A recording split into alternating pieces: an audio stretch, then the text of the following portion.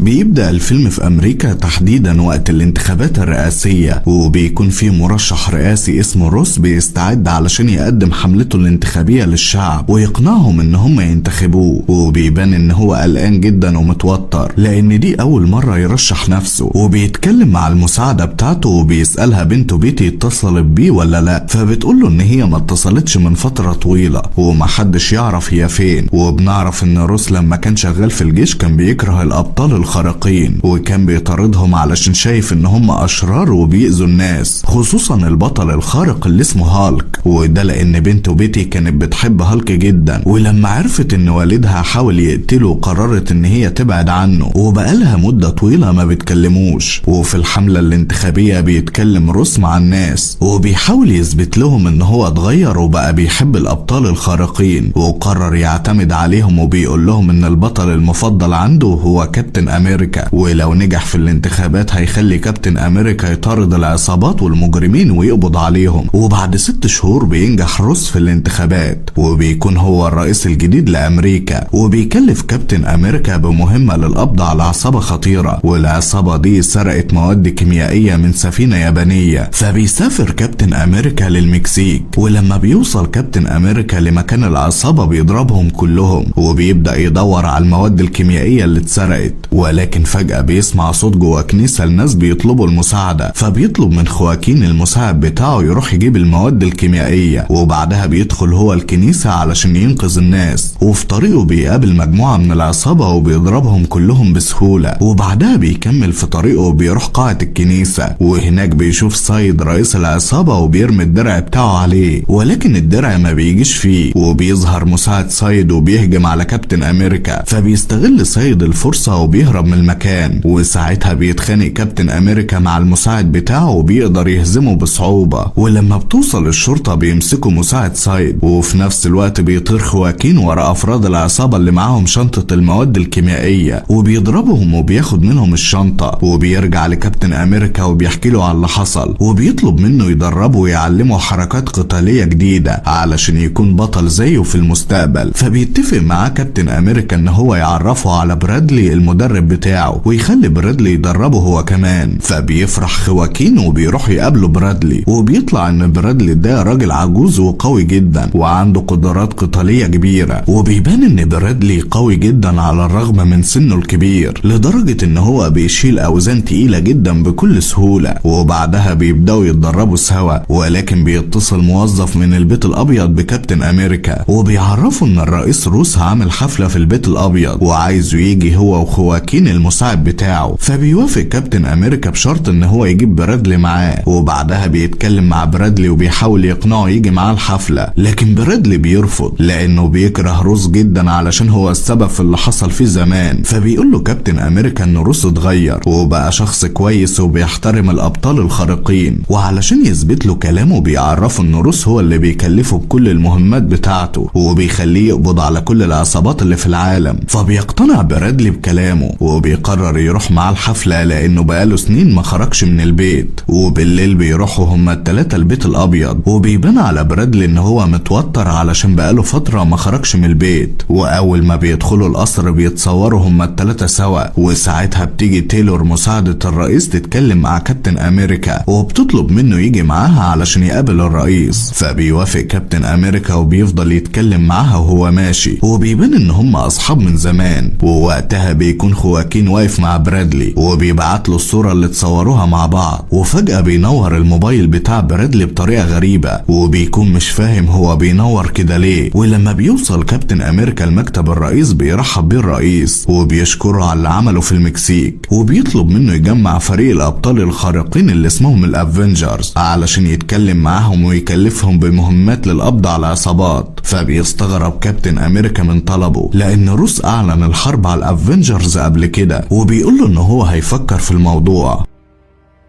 وبعدها بيروحوا كلهم الحفلة وبيبدأ الرئيس يتكلم مع الموجودين وبيقول لهم ان في اجسام سماوية ظهرت في المحيط الهندي من فترة، وكل الدول عملوا ابحاث على الاجسام دي خصوصا اليابان، واكتشفوا ان في مادة اسمها ادمانتيوم موجودة في الاجسام دي، ودي مادة قوية جدا شبه المادة اللي بيتعمل منها بدل الابطال الخارقين، ولكن مادة الادمانتيوم دي اقوى بكتير. وبيكمل كلامه بيقول ان عصابة سايد سرقوا المادة من السفينة اليابانية اللي كانت جاية امريكا، وبسبب كابتن امريكا وخواكين المساعد بتاعه قدروا ان هم يرجعوا المادة. وفجأة بيشتغل صوت اغنية بصوت واطي جدا، فبيقوم برادلي من مكانه وكأن في حاجة بتتحكم فيه، وبيضرب واحد من حراس الرئيس وبياخد منه المسدس وبيضرب نار على روس، فبيتكسر اللوح الازاز اللي قدام روس وبيقع على الارض. وفي نفس الوقت بيكون في 4 تانيين بيضربوا نار عليه وعاوزين يموتوه، فبتروح صوفي مديرة الامن تنقذ روس وبتخرجه من المكان بسرعة قبل ما يتقتل. ووقتها بيخرج برادلي وبيفضل يجري وهو خايف لحد ما بيوصل للحديقة، وبيجيله كابتن امريكا يتكلم معاه، وبيلاحظ ان هو متوتر ومش فاكر اي حاجة من اللي حصلت، فبيحاول كابتن امريكا يهديه وبيطلب منه يسلم نفسه للشرطة علشان يقدر يساعده ويخرجه من الورطة اللي هو فيها. فبيوافق برادلي لانه اصلا مش فاكر ايه اللي حصل، وبتيجي الشرطة وبيقبضوا عليه. فبيروح كابتن امريكا يتكلم مع الرئيس روس وبيطلب منه يخرج برادلي من السجن، لان برادلي ما كانش فاكر اي حاجة من اللي حصلت، وباين كده ان في حد بيتحكم فيه باستخدام جهاز متطور او قوة خارقة. وبيشرح له ان برادلي اتسجن 30 سنة وبيكره السجن لدرجة ان جات له حالة نفسية وما بقاش بيخرج الشارع، واكيد هو مش هيعمل اي جريمة عن عمد تخليه يرجع السجن تاني. فبيقول له روس ان هو مش هيقدر يخرج برادلي من السجن لان صوره بقت في كل الصحف والمجلات، وتعرف ان هو حاول يقتل رئيس امريكا، وبالتالي لو خرجه من السجن الشعب مش هيثقوا فيه وهيفتكروا ان هو بيجند مجرمين. فبتقول له صوفي مديرة الامن ان هي هتحقق بنفسها في قضية برادلي، ولو كان بريء هتخرجه من السجن، ولكنها متأكدة ان هو مجرم وان هو اتفق مع ال4 التانيين علشان يقتلوا الرئيس روس. فبيمشي كابتن امريكا وهو متعصب جدا، وبيروح تاني يوم يقابل برادلي في السجن، ولما بيتكلم معاه بيتأكد ان هو مش فاكر اي حاجة من اللي حصلت فعلا، لان برادلي بيفضل يعيط وبيكون ندمان علشان خرج من بيته. وبيقول لكابتن امريكا ان كل اللي فاكره ان موبايله كان بينور بطريقة غريبة. واول ما بيمشي كابتن امريكا بتكون صوفي في غرفة الكاميرات وبتكون سمعت كل اللي دار بينهم، فبتقرر ان هي تراجع الكاميرات يوم الحفلة. ووقتها بيتصل كابتن امريكا بخواكين وبيطلب منه يخترق كاميرات المراقبة بتاعة البيت الابيض ويراجعها علشان يعرفوا ايه اللي حصل بالظبط مع برادلي يوم الحفلة. وفعلا بيخترق خواكين الكاميرات وبيكتشف ان برادلي والمجرمين ال4 اللي ضربوا نار على الرئيس موبايلاتهم كانت بتنور بطريقة غريبة. ولما بيقفل كابتن امريكا المكالمة بيظهر قدامه سايد رئيس العصابة وبيفضل يضرب عليه نار وهو جوه العربية وبيحدف عليه قنبلة علشان يقتله، ولكن كابتن امريكا ما بيموتش وبيهجم عليه وبيتخانقوا سوا لحد ما بيحدفوا كابتن امريكا بسكينة وبيفقد الوعي ومش بيقتله. وساعتها بيرن موبايل سايد وبيرد كابتن امريكا عليه وبيلاقي شخص مجهول بيكلمه وبيقول له ان هو السبب في كل اللي بيحصل من وقت موضوع المواد الكيميائية، وان هو هيفضل وراه لحد ما يقتله هو وكل الابطال الخارقين. وفي نفس الوقت في السجن بتروح صوفي تحقق مع برادلي علشان تعرف منه ايه اللي حصل بالظبط، وفي طريقها بتشوف محقق اسمه بيومو وبيكون بيقتل باقي المجرمين اللي ضربوا نار على الرئيس، وبعدها بيأذي بيومو نفسه. وبتسمع صوفي من جهاز الارسال بتاع بيومو اغنية شغالة بصوت واطي، وبتكون دي نفس الاغنية اللي اشتغلت في الحفلة قبل الهجوم على الرئيس. فبتقرر تنقل برادلي لسجن انفرادي علشان يكون في امان. وساعتها بيكون الرئيس روس في طريقه لليابان، فبيتصل بمدير معسكر اسمه ايكو وبيسأله عن المسجون اللي عنده واللي بيكون اسمه سامويل. وفجأة بيسمع صوت ضرب نار وبيرد عليه سامويل بنفسه وبيقول له ان وقته جه علشان ينتقم منه. وفي نفس الوقت ده بيوصل كابتن امريكا لمعسكر ايكو وبيقدر يدخل جوه المعسكر لحد ما بيوصل لمختبر غريب، وهناك بيكتشف ان المختبر ده كان بيتعمل عليه تجارب خطيرة على الابطال الخارقين، وبيشوف قدامه صور لناس كتير ومنهم برادلي والناس اللي ضربت نار على الرئيس. وفجأة بيظهر قدامه سامويل وبيكون شكله مخيف وبيحكي لكابتن امريكا ان هو السبب في كل اللي حصل، وده لان روس حبسه في المعسكر لمدة 16 سنة وكان يعمل عليه تجارب كتير جدا. وبعد فترة قدر صامويل يخترع طريقة تنويم مغناطيسي جديدة عن طريق الصوت والضوء، ودي نفس الطريقة اللي خلته يتحكم في برادلي وباقي المجرمين اللي ضربوا نار على روس. فبيتعصب كابتن امريكا وبيهجم عليه، ولكن صامويل بيستخدم سلاح بيطلع امواج صوتية وبيفضل مثبت كابتن امريكا مكانه، وبيظهر من وراه مجموعة جنود صامويل عامل لهم تنويم مغناطيسي ومتحكم فيهم، وبيأمرهم يهجموا على كابتن امريكا ويقتلوه، وبعدها بيهرب هو من المكان. ولكن كابتن امريكا بيقدر يدافع عن نفسه وبيضربهم هو وخواكين. ولما بيطلعوا من المختبر بيلاقوا قدامهم مجموعة جنود وبيكون معاهم صوفي، واللي بتأمرهم ما يقتلوش كابتن امريكا. فبتتفاجئ ان الجنود ما بينفذوش اوامرها لان صامويل بيتحكم فيهم باستخدام التنويم المغناطيسي. فبتهجم عليهم صوفي وبتبدأ تضرب فيهم واحد ورا التاني، وبيبان انها قوية جدا وعندها قدرات عالية. وبعد ما بتخلص بتتكلم مع كابتن امريكا وخواكين وبتقول لهم ان هي عملت تحريات في قضية برادلي واكتشفت ان هو بريء، وان هي متأكدة ان صامويل هو السبب في اللي بيحصل ولكن مش قادرة تثبت. واتأكدت من كلامها لما شافت المحقق بيوم وهو مش في وعيه وبيقتل في المساجين. وبعد ما بتخلص كلامها بيظهر مجموعة جنود من الجيش وبيقبضوا على خواكين وكابتن امريكا، وبيقولوا لها ان روس رئيس امريكا هو اللي امر بكده. فبتقرر صوفي تتصل بروس علشان تفهم منه ليه عمل كده، ولكن فجأة بتشتغل الاغنية بتاعت صامويل في اللاسلكي بتاع الجنود وبيقدر يتحكم فيهم باستخدام التنويم المغناطيسي. فبيجري كابتن امريكا هو وخواكين والجنود بيوجهوا السلاح ناحيتهم علشان يقتلوهم. فبياخد كابتن امريكا الدرع بتاعه وبيحمي نفسه بيه، وبيركب هو وخواكين عربية صوفي وبيهربوا هما التلاتة من المكان.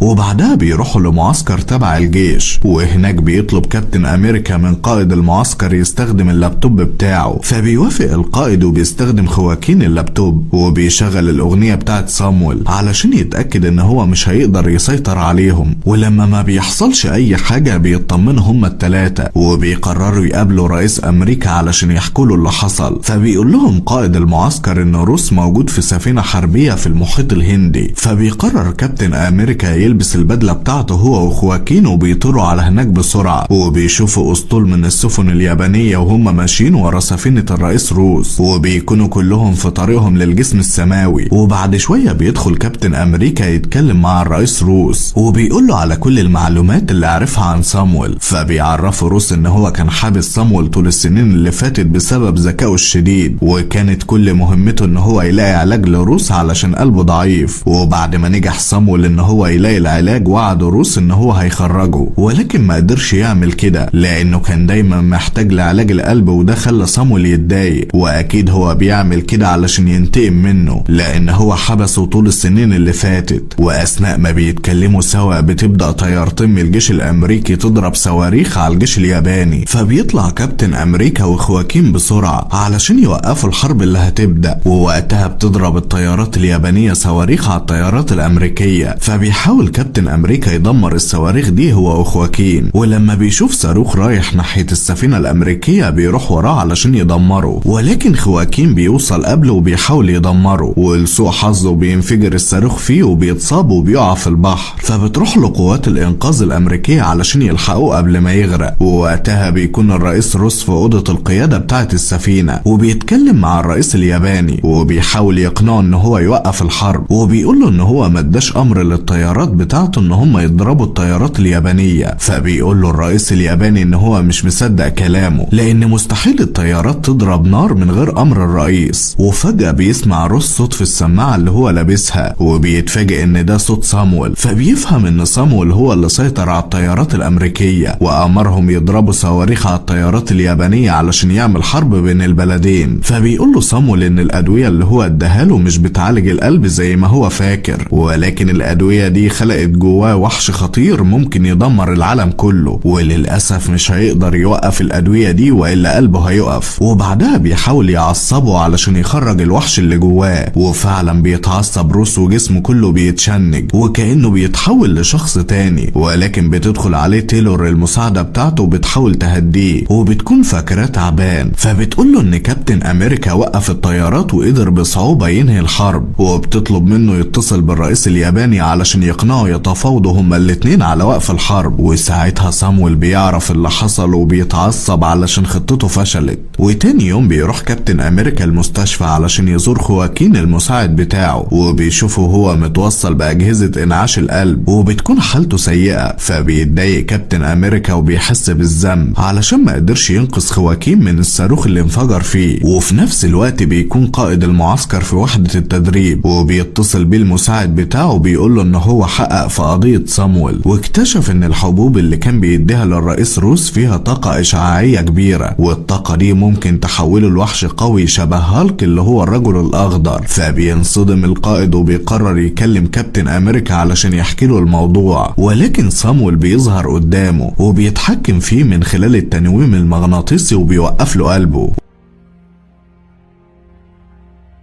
وبنرجع تاني للرئيس روس وهو بيتصل ببنته بيتي، والأول مرة من فترة بترد عليه، فبيعتذر لها على كل حاجة وبيقول لها ان هو اتغير وان هو عاوز يكون شخص احسن. فبتسامحه بيتي وبتسأله اذا كان كويس لانها قلقت عليه بسبب اللي حصل في المحيط الهندي. فبيطمنها روس وبيقول لها ان هو بخير، وبيقفل معاها علشان يروح مؤتمر صحفي. وفي اللحظة دي بيروح صامويل يتكلم مع كابتن امريكا وبيقول له ان كل اللي عمله ده كان الهدف منه ان هو ينتقم من روس لان هو السبب في تدمير حياته، والنهارده هيكشف للعالم كله حقيقة روس. وبعد ما بيخلص كلامه بتيجي الشرطة وبيسلم نفسه ليهم من غير ما يعمل حاجة. وفي المؤتمر بيتكلم الرئيس مع الصحفيين وبيشرح لهم ان مش هو السبب في الحرب اللي حصلت بين امريكا واليابان، وان صامويل كان بيتحكم في الطيارات الامريكية وتسبب في مشكلة بين البلدين علشان تقوم حرب وكل الناس تلوم الرئيس ان هو السبب. فبيقطع واحد من الصحفيين وبيقول له ان صامويل سلم نفسه، والخبر انتشر على كل المواقع. وصامويل بيقول ان روس هو السبب في تدمير حياته. فبيحاول روس يدافع عن نفسه ويشرح للصحفيين، ولكن قبل ما يتكلم بيلاقي السماعات اللي في المكان بتشتغل وبيكون فيها تسجيل قديم بصوت صامويل وروس وهما بيتكلموا سوا. فالصحفيين بيتأكدوا ان كلام صامويل صح، وساعتها بيتعصب روس وبيبدأ يحس بصداع غريب في دماغه، وفجأة بيقع على الارض وبيتحول لعملاق لونه احمر شبه هالك بالظبط. فبتضطر تيلور المساعدة بتاعته تضرب عليه نار هي والحراس اللي معاها، ولكن جسمه ما بيتأثرش نهائي وبيتعصب اكتر وبيقرر يهاجمهم. ولكن بيجي كابتن امريكا وبيحدف عليه الدرع بتاعه وبيتخانق معاه وبيتفاجئ ان هو قوي جدا ومفيش اي حاجة بتأثر فيه. وبتيجي الطيارات وبيضربوا عليه نار وبيحاولوا يقتلوه، ولكن كالعادة برضه مفيش حاجة بتأثر فيه نهائي وبيقدر يدمر الطيارات بكل سهولة. فبيقرر كابتن امريكا ان هو يبعده عن البيت الابيض علشان الناس ما تتأذيش، وبيتصل بصوفي وبيطلب منها تبعت له قوات دعم في الجنينة اللي موجودة على حدود المدينة. وبعدها بيحدف سهام على روس علشان يستفزه ويستدرجه ناحية الحديقة، وفعلا بينجح في ده وبيوصلوا هما الاتنين للحديقة. وهناك بيرمي روس شجرة على كابتن امريكا، واول ما بيصدها بيضربوا روس ضربة قوية بتخليه يطير في الجو، وبيفضلوا يتخانقوا سوا لحد ما بيقدر روس يمسك كابتن امريكا وبيكسر له جناح البدلة اللي بيطير بيها. ولكن كابتن امريكا بيستخدم الجناح التاني بتاع البدلة وبيطعن روس بيه، فبتنفجر طاقة كبيرة من الجناح وبيتدمر المكان كله. وساعتها بتيجي صوفي وبتساعد كابتن امريكا وبتقول له ان قوات الدعم قربت توصل. وفجأة بيلاقوا روس لسه عايش وبيكون متعصب، فبيقرر يقتل كابتن امريكا. فبيقرب منه كابتن امريكا وبيتكلم معاه بهدوء وبيحاول يهديه، وبيطلب منه يفكر في اكتر حاجة بيحبها واللي هي بنته بيتي. فبيهدى روس وبيرجع لشكله الطبيعي، وساعتها بتيجي الشرطة وبيقبضوا عليه. فبتتكلم صوفي مع كابتن امريكا وبتشكره لانه انقذ العالم مرتين، مرة وقت الحرب بين امريكا واليابان والمرة التانية من روس. وبعدها بتطلب منه يروح المستشفى علشان يتعالج من الجروح اللي في جسمه، لكنه بيرفض وبيقرر يروح السجن الاول علشان يخرج برادلي المدرب بتاعه. وفعلا بيروح لهناك وبيخرج برادلي من السجن، وبعدها بيروح لسجن جديد الحراسة في المحيط. وهناك بيقابل روس وهو في السجن وبيشكره ان هو قدر يتحكم في غضبه، وقرر يستسلم في اخر لحظة ويتنحى عن منصبه. وبيقول له ان هو جايب له بنته بيتي معاه، واول ما بيشوفها روس بيتأثر لان دي اول مرة يشوفها من مدة. وبيقول لها ان هو مستني يخرج من السجن علشان ياخدها للحديقة ويلعبوا سوا زي ما كانوا بيعملوا لما كانت صغيرة. فبيسيبهم كابتن امريكا هيتكلموا سوا، وبيروح المستشفى علشان يطمن على خواكين، وبيفرح لما بيلاقيه فاق وبقى كويس. فبيوعده كابتن امريكا ان هو هيصلح له البدلة بتاعته، وهيجمع كل الابطال من تاني، وهيخليه اول واحد ينضم لفريق الافنجرز الجديد زي ما كان بيتمنى. فبيشكره خواكين وبيقول له ان هو بيعتبره قدوته، وان هو طول عمره بيتمنى يكون زيه، وده السبب اللي خلاه يبقى بطل خارق من الاول. فبيشكره كابتن امريكا وبيسيب المستشفى وبيمشي. وبعد فترة بيروح كابتن امريكا يزور صامويل في سجن شديد الحراسة، وبيتريق عليه علشان قدر يقبض عليه اخيرا بعد كل الكوارث اللي عملها. فبيقول له صامويل ان هو عنده عقل عبقري في الحسابات والتوقعات، وبيقدر يعرف حاجات هتحصل في المستقبل عن طريق انه بيحسب التوقعات ويشوف النتائج. وبيقول له ان هو شاف في الحسابات والنتائج بتاعته ان هو هيخسر المعركة دي، علشان كده سلم نفسه للشرطة من غير ما يقاوم، لان هو مجرد حلقة واحدة في حرب كبيرة بين الكواكب، وهيظهر في المستقبل كائنات فضائية وخارقين من كواكب تانية، والكائنات دي هتقدر تدمر كل الابطال الخارقين والافنجرز. وبينصحوا صامويل يجهز نفسه علشان المستقبل لانه هيكون مظلم. وبيخلص الفيلم.